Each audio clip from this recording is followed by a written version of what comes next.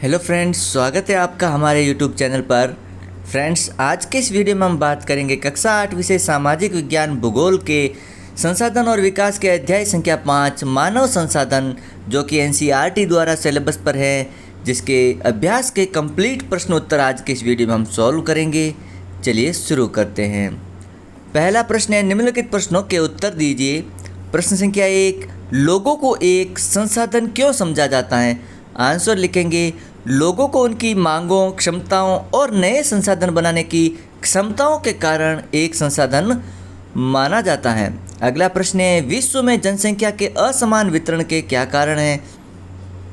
तो विश्व में जनसंख्या के असमान वितरण के कारण है भौगोलिक स्थिति, जिसके अंतर्गत स्थान की आकृति, जलवायु, पानी, खनिज और मिट्टी। दूसरा है सांस्कृतिक कारण, जिसमें धर्म, संस्कृति, भाषा, जाति आदि आते हैं। और तीसरा कारण है आर्थिक कारण, जिसमें रोजगार के अवसर, उद्योग, परिवहन और संचार शामिल हैं। अगला प्रश्न है, प्रश्न संख्या 3, विश्व की जनसंख्या अत्यंत तीव्रता से क्यों बढ़ रही है? तो आंसर लिखेंगे छात्रों, विश्व की जनसंख्या स्थिर नहीं है और विज्ञान और प्रौद्योगिकी में प्रगति के कारण यह कई गुना बढ़ गई है। विज्ञान और प्रौद्योगिकी ने खाद्य उत्पादन में वृद्धि की है और स्वास्थ्य सेवाओं में विकास ने मृत्यु दर को कम किया है। अगला प्रश्न है, प्रश्न संख्या 4, जनसंख्या परिवर्तन को प्रभावित करने वाले किन्हीं दो कारकों को भूमिका का वर्णन कीजिए। आंसर लिखेंगे, जनसंख्या में परिवर्तन को प्रभावित करने वाले दो कारक हैं जन्म दर और मृत्यु दर। जन्म दर प्रति 1000 लोगों पर जन्म बच्चों की संख्या होती है और मृत्यु दर प्रति 1000 पर लोगों के मरने वाली या मौतों की संख्या होती है। जन्म और मृत्यु जनसंख्या परिवर्तन के प्राकृतिक कारण हैं। जब जन्म दर मृत्यु दर से अधिक होती है तो इसका मतलब है कि जनसंख्या बढ़ रही है, और इसके विपरीत किसी देश की जन्म दर और मृत्यु दर के बीच में अंतर को प्राकृतिक विकास दर कहा जाता है। अगला प्रश्न है, जनसंख्या संगठन से क्या तात्पर्य है?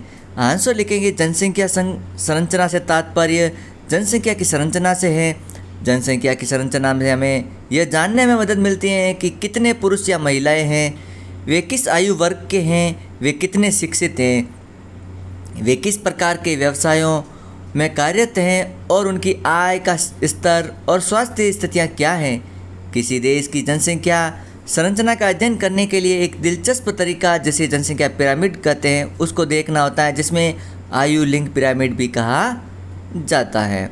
अगला है प्रश्न, जनसंख्या पिरामिड क्या है? किसी देश की जनसंख्या को समझने में किस प्रकार मदद करते हैं? तो आंसर लिखेंगे, किसी देश की जनसंख्या की संरचना का अध्ययन करने के लिए उपयोग किए जाने वाले चित्रमय प्रतिनिधित्व को जनसंख्या पिरामिड कहा जाता है। यह विभिन्न आयु समूहों में विभाजित कुल जनसंख्या, पुरुषों और महिलाओं में विभाजित कुल जनसंख्या का प्रतिशत और किसी देश में आश्रितों की संख्या को दर्शाता है। जब किसी देश की जनसंख्या में जन्म और मृत्यु दर अधिक होती है तो जनसंख्या पिरामिड आधार पर चौड़ा और शीर्ष पर संकीर्ण होता है। शीर्ष का आकार वृद्ध लोगों, जो कि होते हैं 65 वर्ष से अधिक, की संख्या दर्शाता है और मृत्यु की संख्या दर्शाता है। जनसंख्या पिरामिड से यह भी पता चलता है कि किसी देश में कितने आश्रित हैं। अगला प्रश्न है, सही को चिन्हित कीजिए। जनसंख्या वितरण से क्या तात्पर्य है? 2-3 ऑप्शन दे रखे हैं। किसी विशिष्ट क्षेत्र में समय के साथ जनसंख्या में किस प्रकार परिवर्तन होता है? किसी विशिष्ट क्षेत्र में जन्म लेने वाले लोगों की संख्या के संदर्भ में मृत्यु प्राप्त करने वाले लोगों की संख्या। और तीसरा है, किसी दिए हुए क्षेत्र में लोग किस रूप में वितरित हैं? तो सही आंसर होगा ग, किसी दिए हुए क्षेत्र में लोग किस रूप में वितरित हैं। अगला है, वे 3 मुख्य कारक कौन से हैं जिनसे जनसंख्या में परिवर्तन होता है? तो आंसर लिखेंगे ख, जन्म, मृत्यु और प्रवास। अगला प्रश्न है, 1999 में विश्व की जनसंख्या हो गई, कितनी हो गई? सही आंसर होगा 3 अरब हो गई। जनसंख्या पिरामिड क्या है? तो सही आंसर है जनसंख्या का आयु लिंग संगठन का आरेखीय निरूपण। अगला प्रश्न है, नीचे दिए गए शब्दों का उपयोग करके वाक्यों को पूरा कीजिए। तो यहाँ पर जो शब्द दिए गए वो हैं विरल, अनुकूल, प्रति, कृत्रिम, उर्वर, प्राकृतिक, चरम और घना। इनका उपयोग करके इस वाक्यांश को हमें पूरा करना है। तो हमने इस प्रकार किया है। आंसर लिखेंगे, जब लोग किसी क्षेत्र की ओर आकर्षित होते हैं तब वह घना बसा हुआ बन जाता है।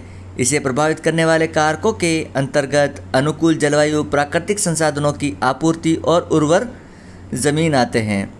अब क्रियाकलाप हैं। प्रश्न संख्या 4, जिस समाज में 15 वर्ष से कम आयु के बहुत से लोग हैं और 15 वर्ष से कम आयु के बहुत कम लोग हैं कि उस समाज की विशेषताओं का वर्णन कीजिए। संकेत दे रखे हैं। विद्यालय की आवश्यकता, पेंशन स्कीम, शिक्षक, खिलौने, पहिएदार कुर्सी, श्रम आपूर्ति और अस्पताल। तो आंसर इस प्रकार लिखेंगे, 15 वर्ष से कम आयु के लोगों, बहुत से लोगों वाले समाज में स्कूल में प्रयुक्त होने वाली चीज़ों की संख्याओं की मांग अधिक होती है, जैसे मेज, कुर्सी, श्यामपट्ट, चौक, बेंच, पेन, पेंसिल इत्यादि। अधिक अध्यापक और स्कूलों की आवश्यकता होना, खिलौनों की आवश्यकता होगी। 15 वर्ष से कम आयु के बहुत कम लोगों वाले समाज के बुजुर्गों की संख्या ज़्यादा होगी, उनके लिए पेंशन स्कीम की ज़रूरत पड़ेगी, अस्पताल, डॉक्टर, नर्स की ज़रूरत पड़ेगी। इस प्रकार ये चैप्टर कंप्लीट होता है। छात्रों, यदि आपको इसका PDF चाहिए तो आप डिस्क्रिप्शन में दिए गए लिंक से वेबसाइट पर जाकर के इस PDF को डाउनलोड कर सकते हैं और आगे भी इसी प्रकार के सॉल्यूशन पाने के लिए बने रहें हमारे चैनल के साथ। मिलते हैं अगले वीडियो में। Thank you.